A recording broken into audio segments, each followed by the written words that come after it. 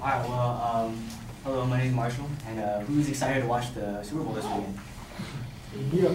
Alright, well, if you guys are 49er fans or a Ravens fan, would you guys hate it if one of your favorite players got hurt during the game and like caused you guys to lose the game? Well, today my proposition is that NFL rules that are meant to protect players are failing. And I'm going to prove that by two secondary claims, which are players and coaches are failing to obey simple rules, and enforcing and being stricter about the rules, the NFL can protect more players.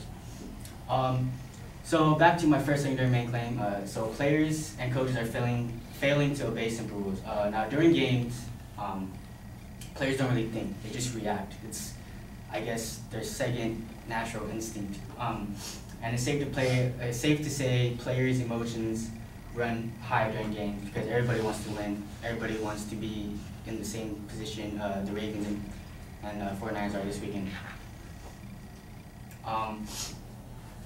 Just 2 weeks ago, there was an incident between the Baltimore Ravens and the New England Patriots.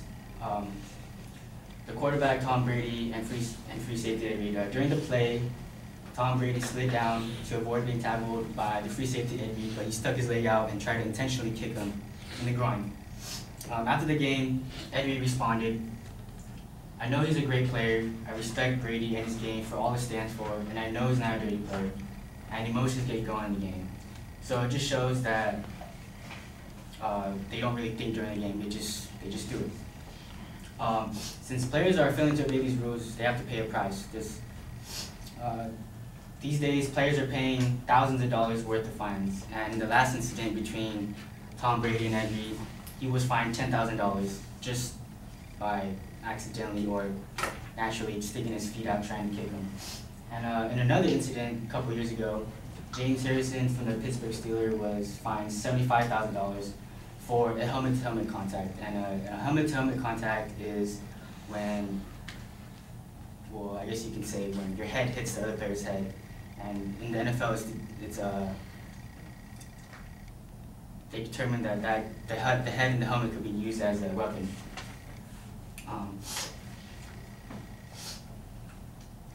So yeah, he was fined $75,000, and by the way, that was the biggest fine someone has ever had to pay in the NFL.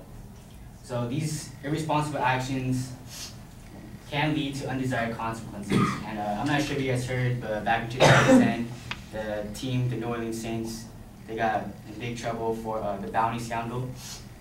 And the Saints head coach and defense coordinator were caught encouraging players to hurt opposing members of the opposite team. So for some extra cash on the side.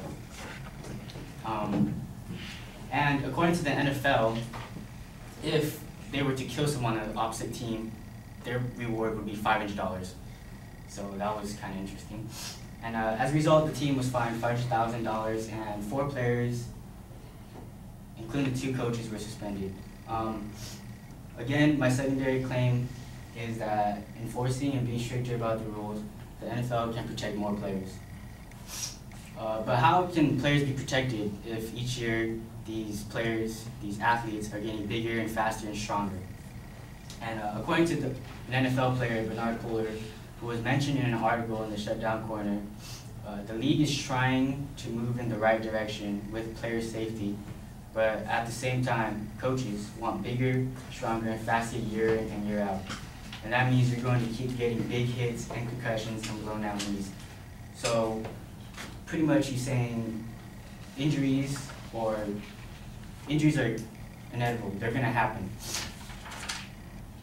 So have you guys ever watched the show Sports Science? Well, there was an episode about NFL concussions, and according to Sports Science, during a helmet-to-helmet contact, a player's head, on average, can experience almost 100 G's of force, which is equivalent to getting your head smashed with a hammer. So imagine that would hurt pretty bad.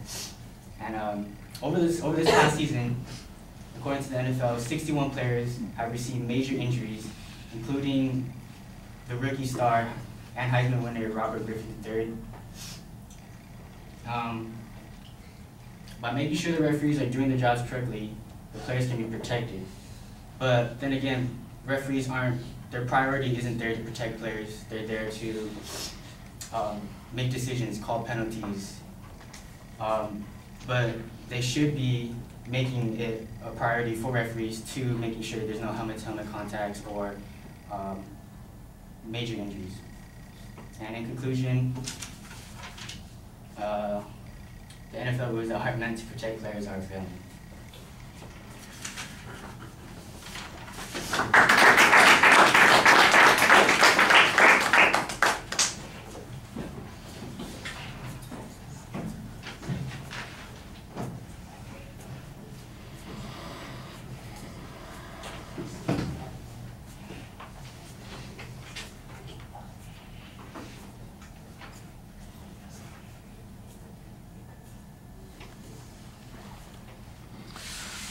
All right, the proposition is clear. The secondary points are pretty well laid out, although when you get to the body of the speech, I didn't think that you had as clear a transition to the second point as you did in introducing the first point. I did think that you had good explanations as you went along of a lot of concepts, and I was appreciative of the fact that you had some examples to demonstrate those sorts of things. So, for instance, when you talk about players just being in the game and they're not, even though they know the rules, sometimes they're acting on instinct or response. I thought you had a good example with the Brady incident as an illustration of that particular point.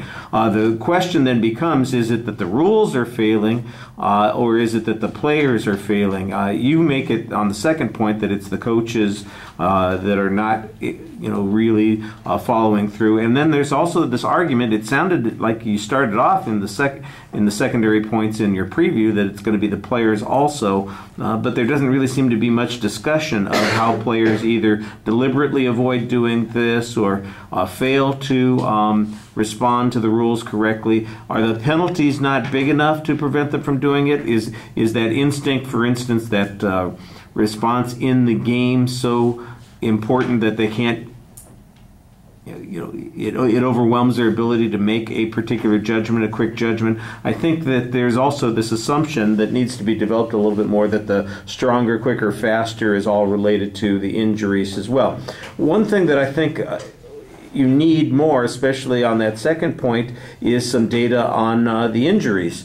I did have one piece of factual data that you present toward the end that talked about the number of major injuries that were suffered in the NFL. Where's any of the information that shows that that's a result of violations of the rules? That's what I needed to hear. Because if they were all, if those injuries were suffered as a result of legal hits, let's take RG3 for instance. If his injury was a result of an illegal hit, then I could say, okay, there's a problem there that these rules are not being enforced, and there's something that's going on here, and this has created a problem. If, on the other hand, it's a legal hit and it's just one of those incidental sorts of things, I'm not sure that it advances your particular position.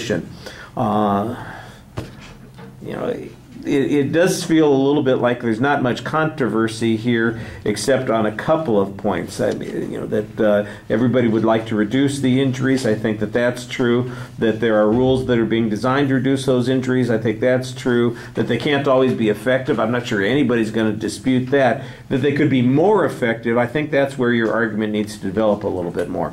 On presentation issues, just a couple of quick things. I'd lose the hat and lose the gum.